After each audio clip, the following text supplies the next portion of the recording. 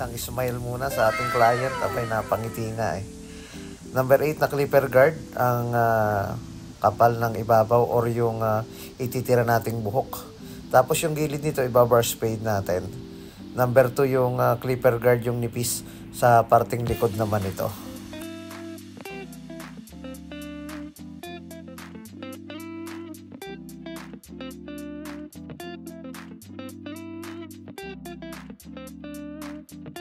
And then yung gilid, number 2 na clipper guard. Bago tayo mag-umpisa na gumawa ng pa-carve na guideline dito sa may patilya papunta sa may likod. Yun, line up. Gamitin na natin itong ating trimmer sa paggawa ng baseline ng lugar ng pag-uumpisa ng pag-fade. Diretso tanggal na ito. Para ito yung proseso na hindi masyadong matagal. Basta tansyado natin. Number 1 na clipper guard. Diba? Mabilisan na pamamaraan pero kontrolado. Pagkatapos ng number 1, overcomb muna natin. Tanggalin muna natin yung mga sumubrang buhok dito sa parting ito.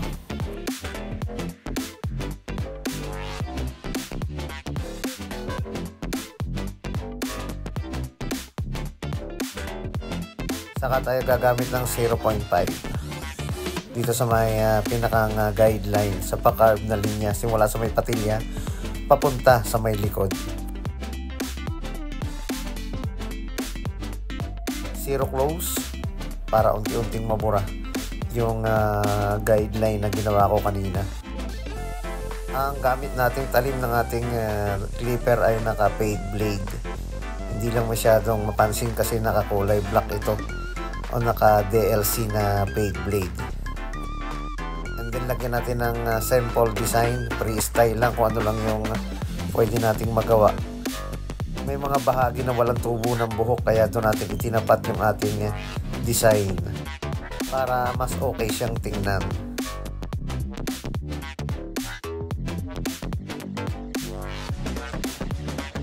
Ahitan para mas malinaw ito.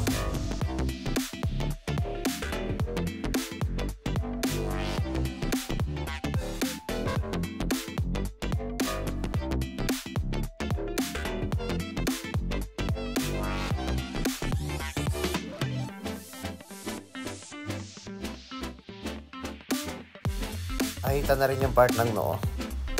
Dito rin sa may part ng kanyang temple, ganun din sa may likod nito. Okay na. New look na. Maraming salamat mga kabarbero sa inyong panonood.